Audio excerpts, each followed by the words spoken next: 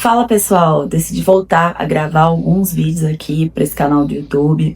Então vai ter vídeo aqui sobre psicologia, psicologia baseada em evidências, psicologia clínica, psicologia do esporte e várias outras temáticas que eu tenho certeza que vocês vão gostar. Então já deixa o like aí para me ajudar e compartilha esse vídeo com alguém que você acha que pode se interessar nesse tema. Nesse vídeo de hoje a gente vai falar sobre a psicologia baseada em evidências. Eu vou explicar um pouco então para vocês, para quem não sabe, sobre o que é a psicologia baseada em evidências, que é inclusive a maneira como eu trabalho, o porquê de trabalhar com ela também e alguns mitos e algumas verdades aí sobre a psicologia baseada em evidências que vocês já devem ter escutado. E aí vocês vão aprender a rebater alguns desses mitos então, toda vez que vocês ouvirem a partir de agora. Para quem não sabe, eu tenho uma pós-graduação em psicologia baseada em evidências pelo IPBE, então eu gosto muito de falar sobre esse tema, com essa postura que eu trabalho dentro da clínica, tá? Então eu vou começar a explicar um pouquinho para vocês agora o que é a psicologia baseada em evidências, que tem sido mais falada aí nos últimos tempos. Quando me perguntam, né, com qual abordagem eu trabalho, geralmente é isso que eu respondo: eu trabalho com a psicologia baseada em evidências. E primeiro ponto aqui importante deixar claro é que a psicologia baseada em evidências não é uma abordagem, ok? Então, ela é uma forma de atuação clínica, tá? Ela é muito mais uma atitude, uma postura de trabalho do que uma abordagem em si. Na psicologia baseada em evidências, a gente trabalha com as melhores evidências disponíveis para tratar determinada questão, determinada queixa do paciente. Isso significa que a gente se baseia em ciência na tomada de decisão dentro da clínica. Então a gente vai partir daquilo que a ciência tem mostrado que é mais eficaz para trabalhar com as queixas clínicas. E aí você pode estar perguntando assim, mas não é todo psicólogo que trabalha dessa maneira? Não deveria ser todo profissional da saúde que trabalha com aquilo que a ciência traz de mais eficaz, de mais atualizado? E eu tô aqui para dizer que sim, deveria. Você tá corretíssimo. Deveria ser, mas não, infelizmente não é isso que acontece. Se você é psicólogo, você já sabe disso, mas se você não é, eu vou te contar. Você sabe como que a maior parte dos psicólogos escolhe a abordagem com a qual vai trabalhar lá na faculdade? Se vai ser psicanálise, se vai ser TCC, se vai ser comportamental, fenomenológica. Pois bem, por aquilo que ele ou ela se identifica mais, por aquilo que faz mais sentido para ele, aquele teórico que ele gosta mais, que ele se identifica, que tem mais a ver com a sua visão de homem, de mundo, com os seus gostos e os seus valores pessoais. E agora eu te pergunto, imagina se um médico adotasse essa mesma postura. Um médico oncologista, por exemplo. Ao invés de se basear no que a ciência tem mostrado que é mais eficaz para tratar um câncer e buscar essas evidências de quais tratamentos têm mais chance de cura ou de melhora do quadro daquela pessoa, ele se baseasse no que ele gosta mais.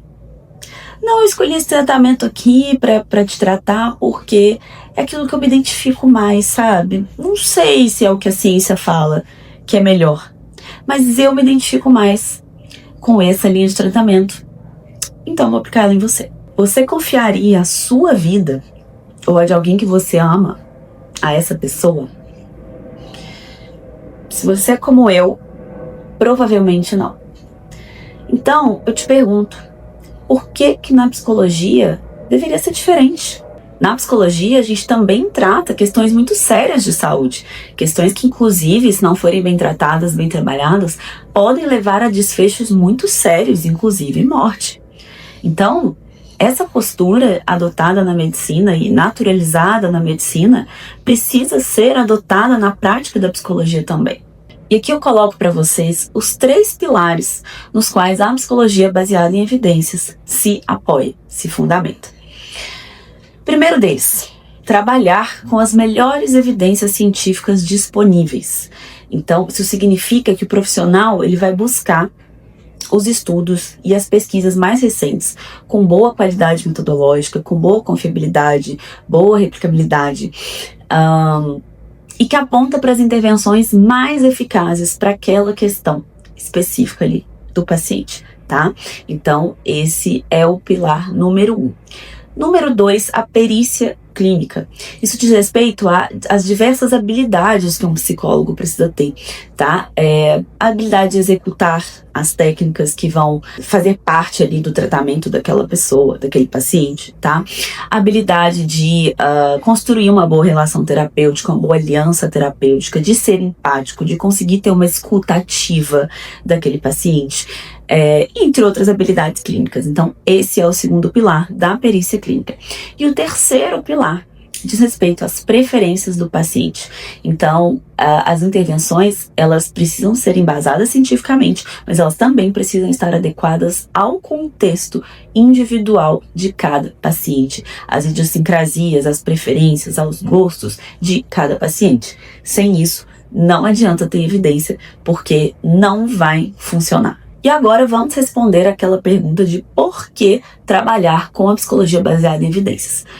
Com tudo que eu já falei até aqui, eu imagino que para alguns já tenha ficado óbvio do porquê adotar essa postura de trabalho. Mas se caso não tenha ficado óbvio para você, eu vou reforçar aqui alguns pontos, tá? Então, o primeiro ponto, gente, é que para mim é o principal, né? E o mais óbvio é por uma razão ética. Então pensa comigo, se uma pessoa te procura com um problema, espera que você a ajude a solucioná-lo, né? O que você vai oferecer a ela? Uma intervenção, uma solução que já foi testada inúmeras vezes, por inúmeras pesquisas diferentes, com um rigor científico e que se mostrou eficaz. Ou uma solução, uma possível solução que você acha que pode ser, que pode funcionar. Porque você gosta, você se identifica, você vai com a cara dela. Então, é uma obrigação ética do profissional da saúde apresentar ao paciente aquela intervenção mais eficaz para ajudá-lo, né, na questão que ele está trazendo. E aí, agora vem um argumento assim, que é sempre trazido e que, tanto por psicólogos quanto outros profissionais da área da saúde, que é o seguinte: mas na minha prática funciona. Eu aplico ali uma série de intervenções com os meus pacientes e para mim e para os meus pacientes funciona. Só que isso é uma coisa que a gente chama em ciência de evidência anedótica. Você está pegando casos isolados da sua clínica, extrapolando os resultados, como se isso que funcionasse para os seus pacientes fosse funcionar para toda a população do mundo, né? Mas um outro ponto aqui: como é que você sabe se realmente funciona? Porque eu vi meus pacientes melhorarem com isso. Porque eles me falaram que eles estavam melhor. Tá. Mas será que isso é uma evidência válida? Porque a gente tem algo que também na ciência a gente chama de confundidores, né? Nós somos invadidos por uma série de confundidores que confundem a nossa perspectiva, que confundem aquilo que a gente acha que acontece. Tá? Então existe uma série de vieses que influenciam a nossa percepção. Eu poderia ficar aqui citando cada um deles, mas são muitos, tá? Depois eu trago uma lista de alguns principais desses vieses que confundem a nossa percepção, tá? Então muitas vezes o seu paciente melhorou por outros fatores, mas você está atribuindo erroneamente a sua intervenção. Ou, às vezes, o paciente diz que melhorou, tá? Pra não dizer na sua cara que aquilo ali não funcionou. Isso a gente chama de efeito Halford, ou efeito do paciente bonzinho. Todo mundo faz um pouco isso. né? Se você tá fazendo ali uma fisioterapia, o fisioterapeuta chega pra você e fala assim, e aí, aquilo ali que eu fiz semana passada com você, aquele exercício, aquela manipulação, funcionou, deu certo? Você vai falar assim, não, foi uma porcaria, não adiantou nada, gastei meu dinheiro à toa. Provavelmente não, né? Você vai tentar de alguma maneira amenizar isso, né? Ainda que você fale, não funcionou tanto, mas você vai falar assim, não, até que um pouquinho deu uma melhorada ali, né? Então esse é o efeito Ralph, né? O efeito do paciente bonzinho. Portanto, dizer que algo funciona porque na sua prática funciona é um argumento pobre. É um argumento que não se sustenta, é evidência anedótica, tá? E todos esses vieses dos quais eu tô falando, esses confundidores, eles são mapeados em pesquisa, eles são mapeados e controlados, tá?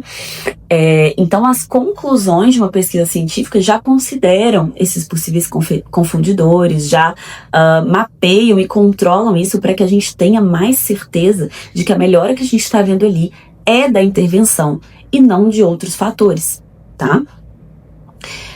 Somente uma pesquisa científica bem feita, com boa qualidade metodológica, é que a gente consegue minimizar, tá? O efeito desses confundidores e saber se aquela intervenção realmente funciona e realmente trata a questão do paciente, tá? Se o paciente realmente melhorou por conta daquela intervenção por algum outro motivo. Então, essa é a primeira e a principal razão pela qual você deveria trabalhar ou buscar um profissional que trabalhe com a prática baseada em evidências, ok? E aí existem outras razões também que entram dentro dessa grande razão que é a ética. Uma delas tem relação com os custos do tratamento, tá? Quando a pessoa procura uma terapia, por exemplo, ela investe tempo, ela investe dinheiro, ela investe energia, ela investe expectativa naquele tratamento. Tá? Tudo isso são custos, são investimentos. E ela investe tudo isso na crença de que aquilo realmente vai funcionar, que realmente vai ajudá-la a solucionar as suas questões, tá? A lidar com o sofrimento dela. E adotar uma prática baseada em evidências e entregar para essa pessoa o que há de mais eficaz e de mais atualizado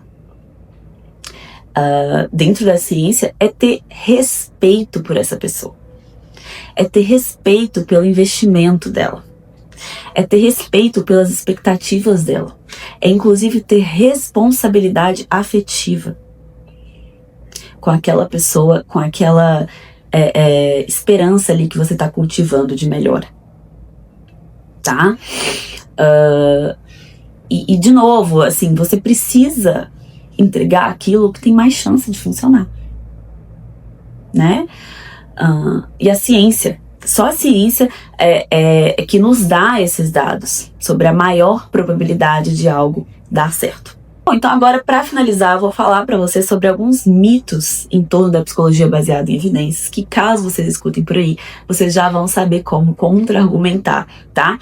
Daria para falar de inúmeros mitos, porque existem muitos mitos em torno desse tema, em torno de mitos assim construídos por pessoas que na maior parte das vezes nunca nem leram nada sobre, nunca se esforçaram um pouco para entender, porque na minha percepção, quem se esforça minimamente para entender a prática baseada em evidências não escolhe outro caminho. Não escolhe. Então, alguns mitos aí, eu vou falar de 2, tá? Poderia falar de vários, mas o primeiro deles é: a psicologia baseada em evidências ignora a subjetividade do sujeito. Então, tem gente que fala que por se basear na ciência, a psicologia baseada em evidências ela acaba tornando tudo muito padronizado, tudo muito mecânico, e acaba deixando de lado a subjetividade, a individualidade do sujeito. Mas vocês lembram daqueles 3 pilares da psicologia baseada em evidências que eu acabei de apresentar para vocês? Se vocês lembram bem, qual que é um desses pilares fundamentais e que a psicologia baseada em evidências não deixa de lado? É justamente o pilar da preferência, das preferências do paciente, tá? De considerar e de respeitar a individualidade, o contexto, as idiosincrasias desse paciente no momento de aplicar as intervenções. A PBE deixa isso muito claro, tá? Então, de nada serve um protocolo psicológico, um tratamento padronizado, se o psicólogo não considerar a subjetividade desse sujeito para aplicar essas técnicas e essas intervenções, tá? Então, isso tá entre os 3 pilares da psicologia baseada em evidências, portanto, isso é um mito. Segundo mito que eu vou falar aqui hoje é: a psicologia baseada em evidências só trabalha com os diagnósticos do DSM. Bom, ao contrário disso, existe hoje uma tendência muito importante, muito, ao meu ver, assim, que vai na direção de tudo que eu acredito dentro da psicologia, de descentralizar esse tratamento, ou seja, de sair um pouco desses diagnósticos e desses protocolos fechados e começar a trabalhar com processos disfuncionais e com componentes de intervenção, tá? Então, essa é uma tendência, um movimento que a psicologia baseada em evidências tem feito. Então, sim, existem muitas pesquisas sobre a eficácia de determinados tratamentos e de certos protocolos para diagnósticos específicos, tá? Para transtornos específicos, e nós podemos continuar utilizando esses tratamentos, esses protocolos, e devemos em alguns casos, né? Quando a gente tem um protocolo muito bem estabelecido, porque a gente já sabe que aquele é o tratamento realmente mais eficaz, né? Mas existe hoje um movimento de sair um pouco desses diagnósticos, desse modelo, e trabalhar principalmente com processos disfuncionais ligados a diferentes quadros e a diferentes contextos, justamente por se considerar a individualidade das pessoas, a individualidade dos pacientes. É que a gente vê que nem todo protocolo vai funcionar para toda pessoa da mesma maneira, e que a gente precisa de alternativas que vão considerar mais essas particularidades e trabalhar mais com processos do que com diagnósticos fechados. Então, por hoje foi isso. No próximo vídeo eu vou falar sobre como então acessar essas evidências que eu tô dizendo para vocês aqui. Vocês precisam trabalhar com o que existe de mais eficaz, com o que existe de mais atualizado na ciência. E se eu sou um psicólogo, um profissional da área, como então que eu acesso essas evidências? Onde é que elas estão? Elas estão em livro, elas estão na internet, elas estão no chat GPT? Como é que eu consigo acessar essas evidências, ou saber, né, se o meu psicólogo, se a pessoa que está me atendendo está trabalhando de fato com o que existe aí de mais eficaz, de mais atualizado dentro da psicologia. Se você gostou desse vídeo, já deixa seu like, encaminha para aquele seu amigo, psicólogo ou alguém que precisa saber disso, e eu te vejo no próximo vídeo.